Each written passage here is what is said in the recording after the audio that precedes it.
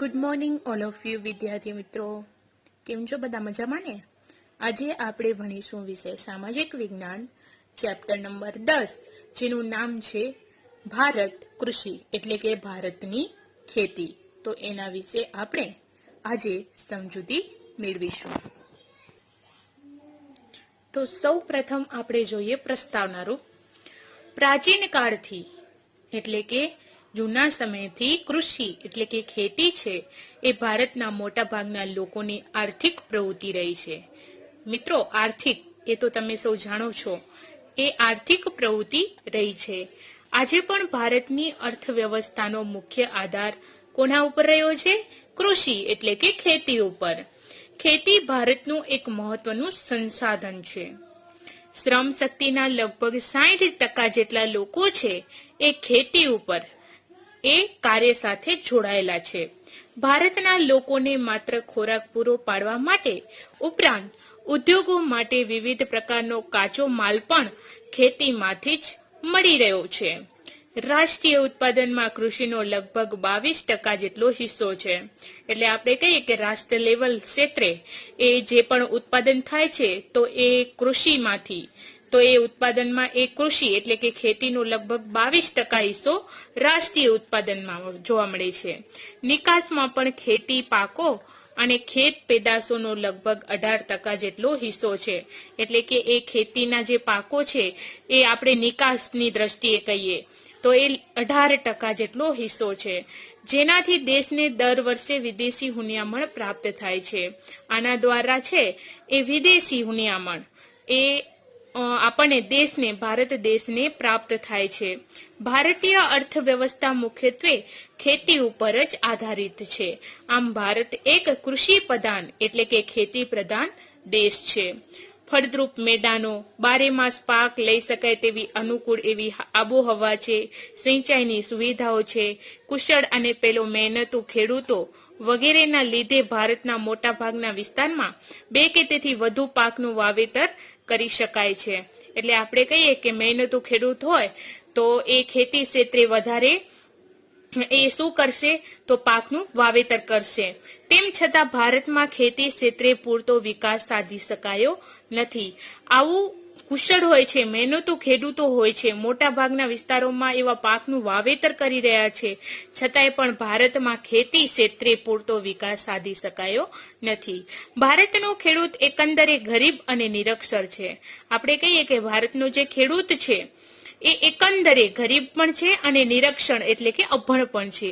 સિંચાઈની અપૂરતી સગવડ, અનિયમિત અને અનિશ્ચિત વરસાદ, વધારે વસ્તી જોવા મળે, કુટુંબનું મોટું કદ જોવા મળે એટલે કે કુટુંબમાં ઘણા બધા લોકો હોય, એક સાથે રહેતા હોય, નાના કદના એટલે કે ખેતરોનું વિસ્તાર છે એ નાનું હોય, પ્રયોગશીલતા પ્રત્યેનું ઉદાસીન ભર્યું વલણ હોય, રાસાયણિક ખાતર, સુધારેલા એવા બિયારણો, આધુનિક યંત્રો અને વૈજ્ઞાનિક કૃષિ એટલે કે ખેતી પદ્ધતિનો ઓછો ઉપયોગ થતો હોય, શિક્ષિત વર્ગનું ખેતીમાં ન જોડાવું એટલે કે શિક્ષણ પામેલા લોકો હોય એ ખેતીમાં નથી જોડાતા, તેમજ સમાજમાં ખેતીનો કહેવાતો ઉતરતો દરજ્જો વગેરેને લીધે વૈશ્વિક ઉત્પાદન સામે ભારતમાં ઉત્પાદન પ્રમાણમાં ઓછું છે. ખરેખર તો ખેતી એ મહત્વનો વ્યવસાય છે. આપણે જોઈએ તો ખરેખર ખેતી, કૃષિ છે એ મહત્વનો વ્યવસાય છે. આપણે કહીએ જ કે વાવેતર પાકનું શેના કારણે ઓછું થાય છે, મતલબ કે કૃષિ ક્ષેત્રે લોકો કેમ જોડાયેલા નથી રહેતા, વિકાસ કેમ સાધી શકાયો નથી? તો આપણે કહીએ કે લોકો કેટલાક ગરીબ છે, કેટલાક અભણ છે, એ તો જોડાય જ છે ખેતી ક્ષેત્રે, પરંતુ એવી હોય કે સિંચાઈની અપૂરતી સગવડો હોય, પાણી મળતું ન હોય, પછી જ્યારે જોઈએ ત્યારે વરસાદ ન વરસતો હોય, વધારે વસ્તી હોય, કુટુંબમાં મોટા પ્રમાણમાં લોકો હોય એક જ ઘરમાં, પછી નાના નાના ખેતરો હોય, સુધારેલા બિયારણો, ખાતરો એ બધાનું આપણે કહીએ કે ઓછો પ્રમાણ હોય, ત્યારે ખેતી ક્ષેત્રે એ વિકાસ ઓછો સધાય છે. અને આપણે કહીએ કે મહત્વની વસ્તુ એ છે કે જ્યારે શિક્ષિત થયેલા લોકો હશે તો એ ખેતીમાં નથી જોડાતા. એટલે આપણે કહી શકીએ કે એનું ઉત્પાદન છે, વિકાસ છે એ ભારતમાં એનું પ્રમાણ ઓછું જોવા મળે છે. તો આ થઈ પ્રસ્તાવનાની વાત. તો હવે જોઈએ આગળ આપણે કૃષિના પ્રકારો વિશે. ભારતના લોકોની સામાજિક આર્થિક સ્થિતિ રાજકીય રાષ્ટ્રીય રાજનીતિ અને ભારતનું સમગ્ર અર્થતંત્ર ખેતી સાથે જોડાયેલું છે. સિંચાઈ પદ્ધતિ, ખેત પેદાશો, આર્થિક વળતર મળતું હોય એવી બાબતોના આધારે ખેતીના પ્રકારો પાડવામાં આવ્યા છે. તો આપણે એમાંનો પ્રથમ પ્રકાર જોઈએ, જીવન નિર્વાહ ખેતી.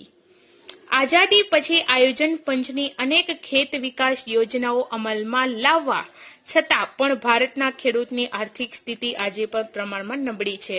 આપણે કહીએ કે લોકોનો જીવન નિર્વાહ કેવી રીતે પોતાનું નિર્વાહ ચલાવે છે જીવનમાં. તો આઝાદી પછી આયોજન પંચની અને ખેત વિકાસ યોજનાઓ અમલમાં આવી છતાંય પણ એ ભારતનો જે ખેડૂત છે એની આર્થિક સ્થિતિ પૈસે ટકે આજે પણ એ પ્રમાણમાં નબળો ખેડૂત છે. નાના કદના ખેતરો હોય, એકદમ મોંઘા એવા બિયારણો હોય એટલે કે બીજ હોય, ખાતર અને જંતુનાશકનો ઉપયોગ કરવો પોસાય તેમ નથી હોતો. ખેતરમાં થતું અનાજનું ઉત્પાદન પોતાના પરિવારના ઉપયોગ જેટલું જે થાય છે. હવે એના આપણે કહીએ કે એ જે ખેડૂત છે એ ઉત્પાદન કરે છે, પરંતુ એ અનાજનું પ્રમાણ પોતે જે પરિવારના એટલા બધા લોકો હોય છે કે એના માટે જ પૂરો થાય છે, બાકી એ વેચી શકતો નથી. તેના કુટુંબના ભરણ પોષણમાં જ બધું વપરાઈ જાય છે. જે પણ પાક ઉત્પાદન કરે છે તેને જીવન નિર્વાહ ખેતી કે આત્મનિર્વાહ ખેતી કહેવામાં આવે છે. આત્મ એટલે પોતાના દ્વારા, એટલે કે પોતાનું જ નિર્વાહ ચલાવતા હોય, એટલે એને શું કહેવામાં આવે છે? તો જીવન નિર્વાહ ખેતી કહેવામાં આવે છે. આથી ભારતીય ખેતી આજે પણ મોટા ભાગના વિસ્તારમાં જીવન નિર્વાહની પ્રવૃત્તિ જ ગણવામાં આવે છે. હવે બીજું જોઈએ, સૂકી ખેતી એટલે કે સુકાયેલી ખેતી. હવે આ સૂકી ખેતી છે એ વરસાદ ઓછો પડે છે, સિંચાઈની અપૂરતી સગવડ અને માત્ર વરસાદ પર આધારિત હોય તે વિસ્તારોમાં માત્ર જમીનમાં સંગ્રહાયેલા ભેજના આધારે એક જ પાક લેવામાં આવે છે. હવે આપણે કહીએ કે સૂકી ખેતી, વરસાદ તો ઓછો પડે છે, સિંચાઈની સગવડો તો મળે છે અને વરસાદ છે એ એના ઉપર આધારિત છે, માત્ર એ સૂકી ખેતી.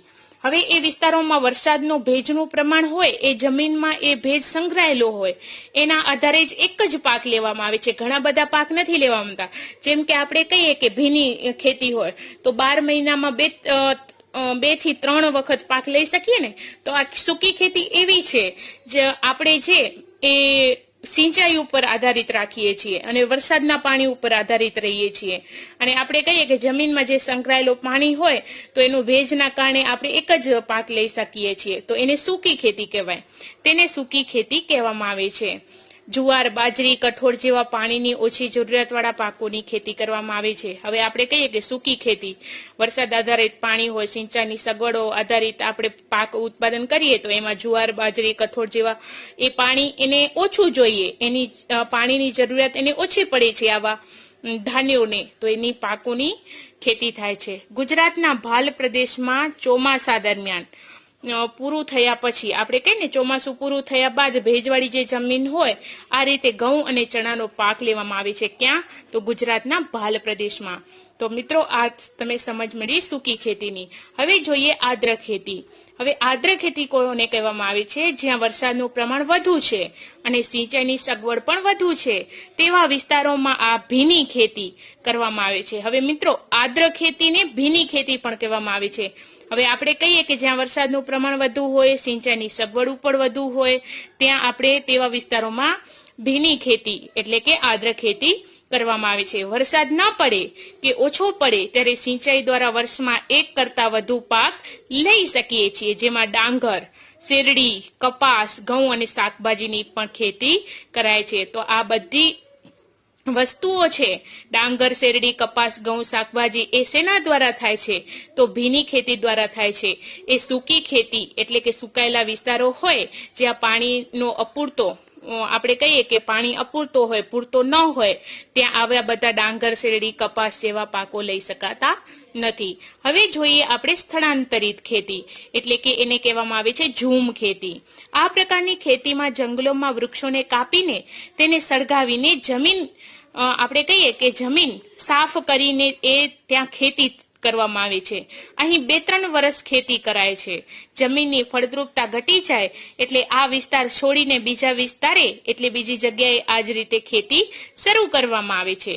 તેને ઝૂમ ખેતી કહેવામાં આવે છે. આ ખેતીમાં ધાન્ય પાક કે શાકભાજી ઉગાડાય છે. ધાન્ય પાક અને શાકભાજી ઉગાડાય છે સ્થળાંતરિત એટલે કે ઝૂમ ખેતીમાં. આ ખેતીમાં ઉત્પાદન ખૂબ જ ઓછું થાય છે. એટલે આપણે સ્થળાંતરિત ખેતી છે એ આપણે કહીએ કે 2-3 વર્ષ જ એના ઉપર ખેતી થાય છે. એક જગ્યાએથી બીજી જગ્યાએ જઈને એટલે કે જે જંગલો હોય ત્યાં વૃક્ષો કાપીને એ સળગાવીને ત્યાં ખેતી કરવામાં આવે છે. હવે એ જમીનની ફળદ્રુપતા ઘટેલી હોય છે. હવે જ્યારે એ જમીનની ફળદ્રુપતા ઘટી છે ને ત્યારે એ વિસ્તાર છોડીને બીજા વિસ્તાર અથવા તો બીજી જગ્યાએ ખેતી શરૂ કરી દેવામાં આવે છે. તો તેને ઝૂમ ખેતી કહેવામાં આવે છે. હવે આ ખેતીમાં ધાન્ય પાક તરીકે અને આપણે કહીએ કે શાકભાજી ઉગાડવામાં આવે છે. આ ખેતીનું ઉત્પાદન ખૂબ જ ઓછું જોવા મળે છે. હવે જોઈએ આગળ આપણે 5મું પ્રકાર બાગાયતી ખેતી. બાગાયતી ખેતી એક ખાસ પ્રકારે થતી ખેતી છે.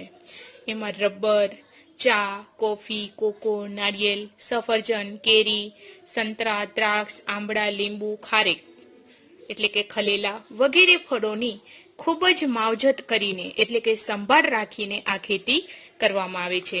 આ પ્રકારની ખેતીમાં વધુ મૂડીરોકાણ થાય છે. કુશળતા, તકનીકી જ્ઞાન હોવું જરૂરી છે. યંત્રોનો ઉપયોગ થવો જોઈએ. ખાતર વાપરવાનું, સિંચાઈ, પરીક્ષણ, સંગ્રહણ એટલે કે સંગ્રહ કરવાનું, પરિવહનની એટલે કે આપણે કહીએ કે વાહનોની પર્યાપ્ત એવી સુવિધાઓ હોવી જરૂરી છે. ત્યારે આ બાગાયતી ખેતી કરવામાં આવે છે.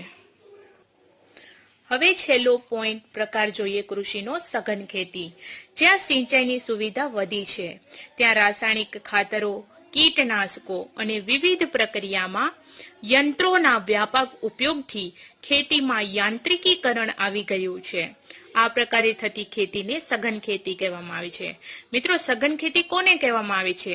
તો જ્યાં સિંચાઈની સુવિધાઓ વધી ગઈ છે ત્યાં રાસાયણિક ખાતરો, કીટનાશકો અને વિવિધ કીટનાશકો આપણે કહીએ છીએ કે કીટકો એનો નાશ કરવાનું અને વિવિધ એવી પ્રક્રિયાઓ દ્વારા યંત્રોના વ્યાપક ઉપયોગથી ખેતીમાં યાંત્રિકીકરણ થાય છે. અને આ પ્રકારે થતી ખેતી છે એને આપણે સઘન ખેતી તરીકે ઓળખી શકીએ છીએ. અને આ ખેતીમાં રોકડિયા પાકોનું પણ વાવેતર વધારે પ્રમાણમાં કરવામાં આવે છે. અહીં હેક્ટર દીઠ ઉત્પાદનમાં ખૂબ જ વધારો થયેલો છે. અને આ પ્રકારની ખેતી છે એ હેઠળનો વાવેતર વિસ્તાર સતત વધતો જાય છે. એટલે કે આપણે કહીએ કે સઘન ખેતી એ પ્રકારની ખેતી હેઠળનું વાવેતર, વાવવાનો જે વિસ્તાર છે, જે આપણે કોઈ પણ વસ્તુ વાવીએ છીએ એમાં સતત વધારો જોવા મળે છે. આ ખેતીમાં આર્થિક વર્તનને મહત્વ અપાતું હોવાથી તેને વ્યાપારી ખેતી પણ કહેવામાં આવે છે. એટલે આપણે કહીએ કે ખેતીમાં આર્થિક વર્તન વધારે આપણને મળી રહે છે, એનું મહત્વ વધારે છે વર્તન તરીકે, તો એને વ્યાપાર કરવાની ખેતી પણ કહેવામાં આવે છે. કોને? તો સઘન ખેતીને. હવે જોઈએ કૃષિ એટલે કે ખેતીની પદ્ધતિઓ. ભારતમાં સજીવ ખેતી, ટકાઉ એટલે કે પોષણક્ષમ ખેતી, મિશ્ર ખેતી વગેરે વિવિધ એવી ખેત પદ્ધતિઓ પ્રચલિત છે. હવે કૃષિ પદ્ધતિઓ એટલે કે ખેત પદ્ધતિઓમાં પહેલી છે સજીવ ખેતી. જે પ્રમાણે રાસાયણિક ખાતર અને કીટનાશકોનો વપરાશ થઈ રહ્યો હતો તેનાથી રસાયણોની નુકસાનકારક અસરો પણ ધીરે ધીરે વર્તવા લાગી છે.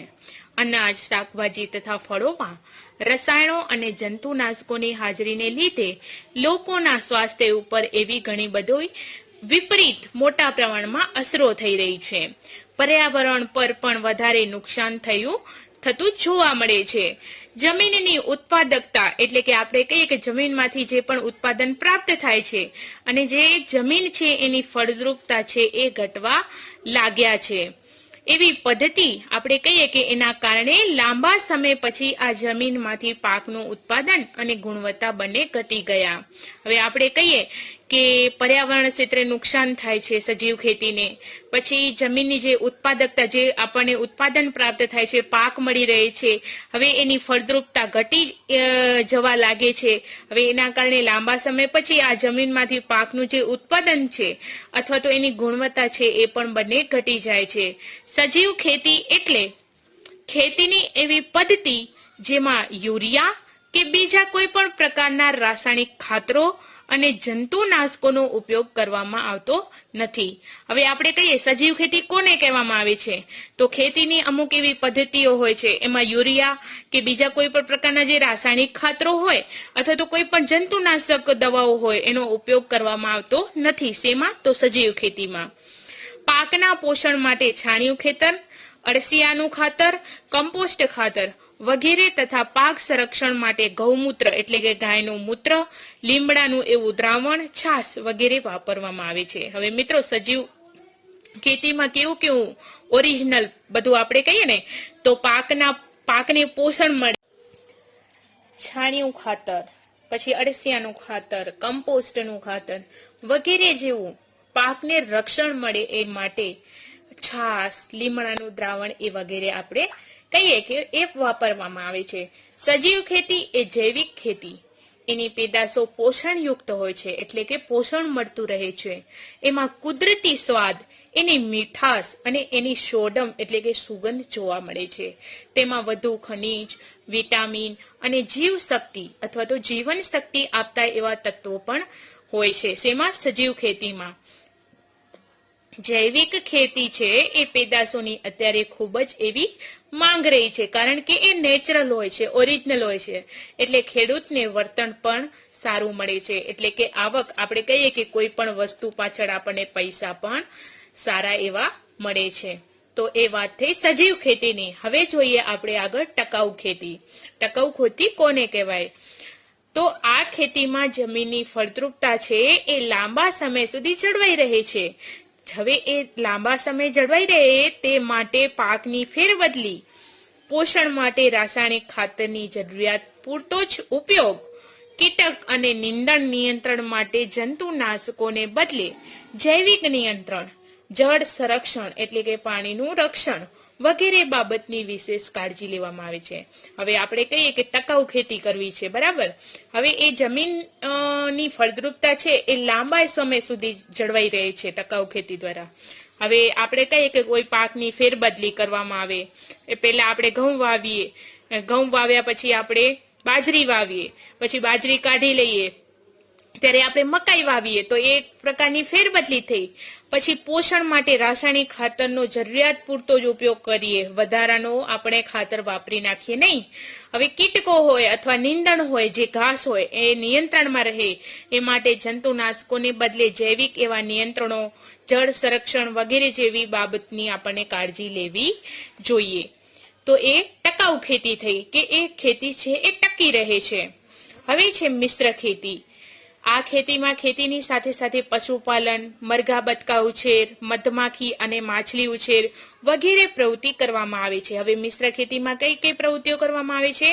તો પશુપાલન, મરઘા અને બતકાનો ઉછેર કરવામાં આવે છે, મધમાખી ઉછેર અને માછલીઓનો ઉછેર પણ આ પ્રવૃત્તિઓ દ્વારા કરવામાં આવે છે, એટલે કે મિશ્ર ખેતી દ્વારા. ભારતની કૃષિ પેદાશો એટલે કે ભારતની ખેતી પેદાશો કેવી? ભારતમાં ઋતુઓના સંદર્ભમાં કૃષિ એટલે કે ખેતીના પાકને 3 વિભાગમાં વહેંચવામાં આવે છે. જેમ કે પહેલું છે ખરીફ પાક, બીજું છે રવિ પાક અને ત્રીજું છે જાયદ પાક. તો આપણે એની સમજ મેળવીએ. ખરીફ પાક જે કઈ ઋતુના આધારે કરવામાં આવે છે? તો ચોમાસાની ઋતુ દરમિયાન ખરીફ પાક કરી શકીએ છીએ. રવિ પાક તો એ કઈ ઋતુમાં આપણે કરી શકીએ? તો શિયાળાની ઋતુમાં. અને જાયદ પાક જે ઉનાળુ પાક આપણે એને કહીએ છીએ. તો મિત્રો યાદ રાખજો, ખરીફ પાક કઈ ઋતુમાં? ચોમાસાની ઋતુમાં. રવિ પાક શિયાળામાં અને જાયદ પાક ઉનાળાનો પાક છે. ચોમાસામાં લેવામાં આવતા પાકને ખરીફ પાક કહેવામાં આવે છે. શિયાળામાં લેવામાં આવતા પાકને રવિ પાક કહેવામાં આવે છે અને ઉનાળામાં લેવામાં આવતા પાકને જાયદ પાક કહેવામાં આવે છે. મિત્રો યાદ રહેશે ને? હવે ચોમાસામાં કયો પાક લેવામાં આવે છે? ખરીફ પાક. શિયાળામાં કયો પાક લેવામાં આવે છે? રવિ પાક. અને ઉનાળામાં જાયદ પાક લેવામાં આવે છે. હવે પાકનો સમય એટલે કે ખરીફ પાકનો સમય જૂન જુલાઈથી ઓક્ટોબર અને નવેમ્બર સુધીનો હોય છે. રવિ પાકનો સમય ઓક્ટોબર નવેમ્બરથી માર્ચ એપ્રિલ સુધીનો હોય છે અને જાયદ પાકનો સમય માર્ચથી જૂન સુધીનો હોય છે. એ દરમિયાન આપણે આ પાક લઈ શકીએ છીએ અને એનું ઉત્પાદન પણ થઈ શકે છે.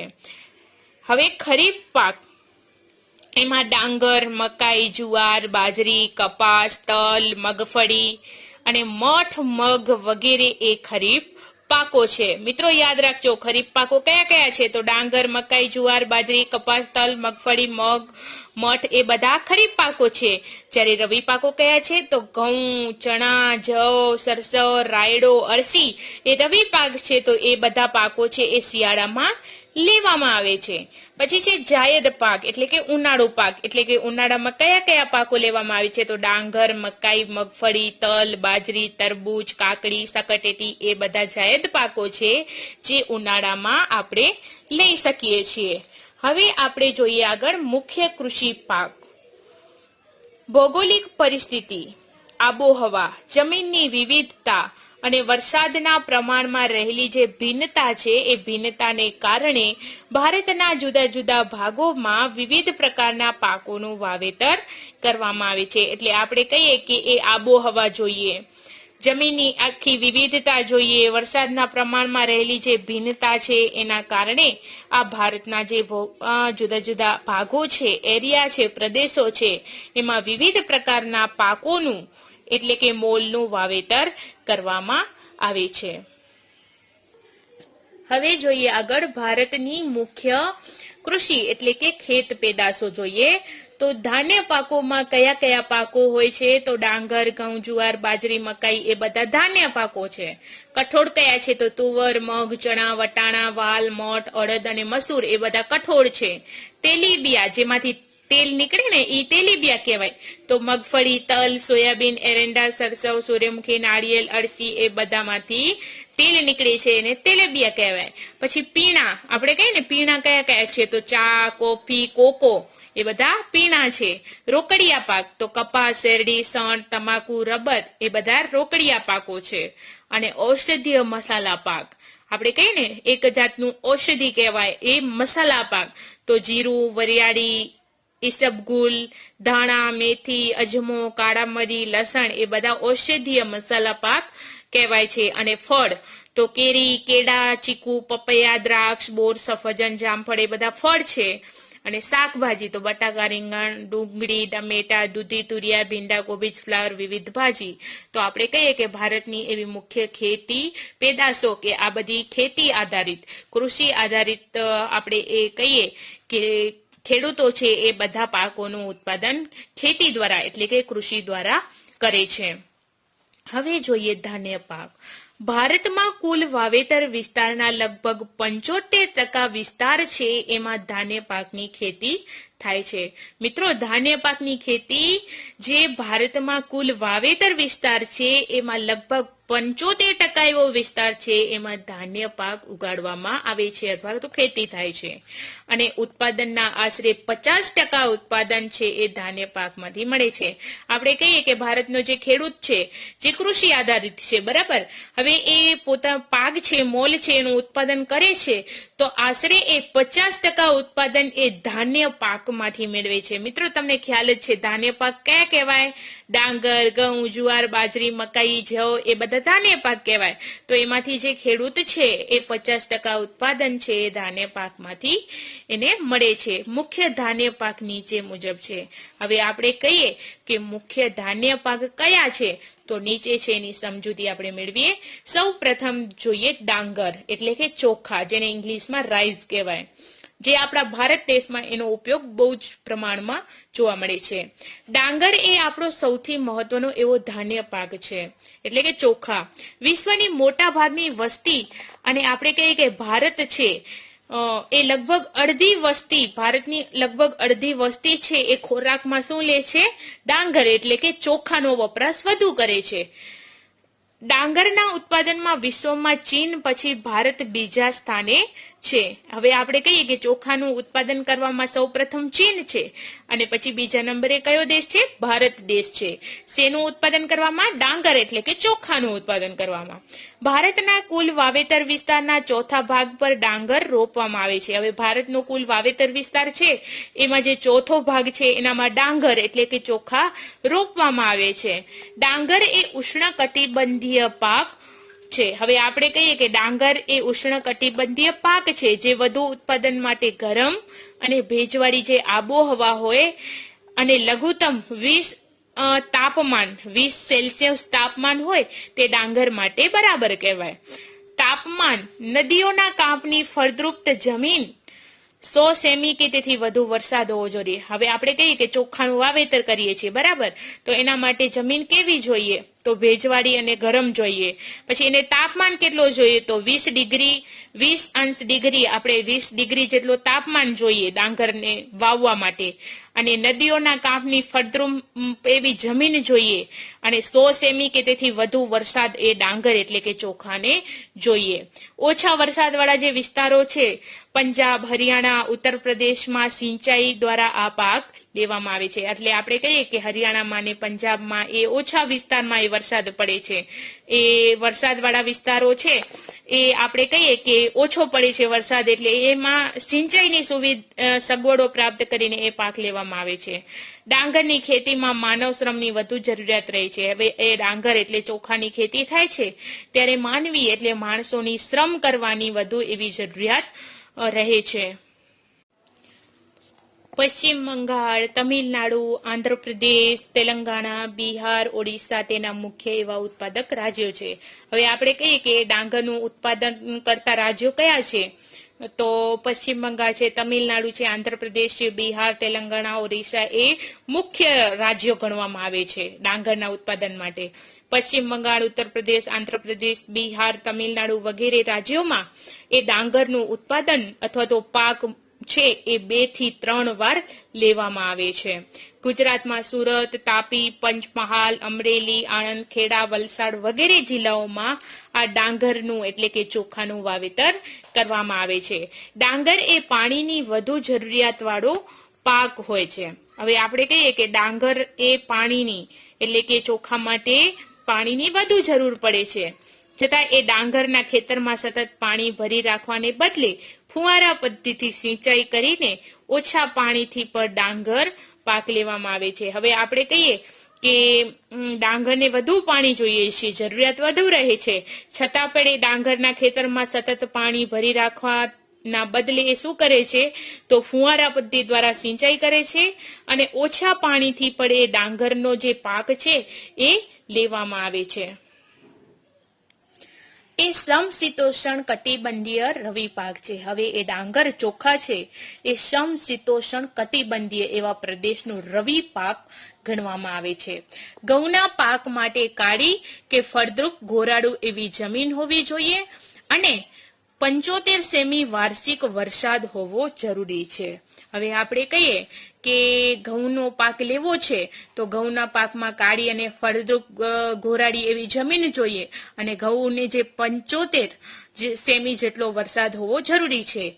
સિંચાઈની મદદથી ઓછા વરસાદવાળા ભાગમાં પણ ઘઉં છે એ ઉગાડવામાં આવે છે. 100 સેમીથી વધુ વરસાદવાળા વિસ્તારોમાં ઘઉંનું વાવેતર થતું નથી. એને કેટલું જોઈએ છીએ? તો 75 સેમી વાર્ષિક વરસાદ જોઈએ. 100 સેમીથી વધુ વરસાદ હોય તો ઘઉંનું વાવેતર શક્ય નથી બનતું. ઘઉંની ખેતીમાં યાંત્રિકીકરણ થયું હોવાથી શ્રમિકોની ઓછી જરૂર પડે છે. હવે આપણે કહીએ કે ઘઉંની ખેતીમાં થ્રેસર મશીન છે બરાબર, એ મશીન દ્વારા ઘઉં કાઢવામાં આવે.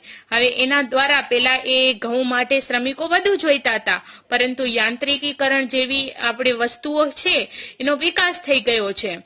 થ્રેસર મશીન એવા આવી ગયા છે એટલે શ્રમિકોની જરૂર ઓછી પડે છે ઘઉં માટે.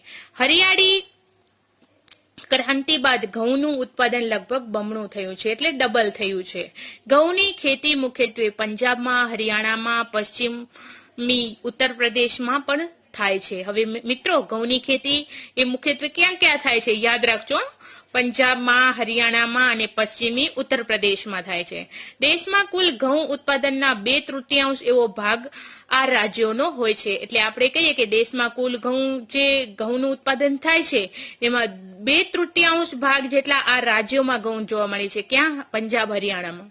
આ રાજ્યોમાં સિંચાઈની સગવડ હોવાથી ત્યાં હેક્ટર દીઠ ઉત્પાદન વધારે જોવા મળે છે. પંજાબમાં નહેરોના પાણીને લીધે ઘઉંનો વિપુલ પાક પણ થાય છે. એટલે મોટા પ્રમાણમાં પાક થાય છે. શેના લીધે?